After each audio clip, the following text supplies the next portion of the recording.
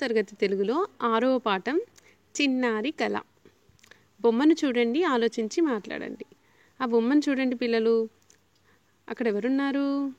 ఒక బాబు ఏం చేస్తున్నాడు? పడుకొని ఉన్నాడు కదా. పడుకుంటే ఏమైంది?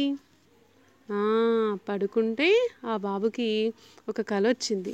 కలలో ఏం జరుగుతుందో ఊహించండి. చెట్లకి ఏమైంది? ఏమొచ్చాయి? చెట్లకి రెక్కలు వచ్చాయి. చెట్లు ఆకాశంలో ఎగురుతూ ఉన్నాయి కదా. ప్రశ్నలకు జవాబులు చెప్పండి. బొమ్మ చూడండి, ఏం జరుగుతుందో చెప్పండి. ఇప్పుడు మీరు.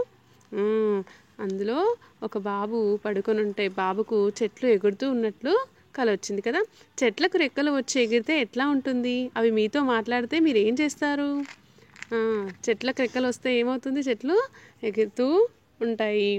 మీతో మీరు ఏం మాట్లాడతారు? మీరు ఏం చేస్తారో చెప్పండి.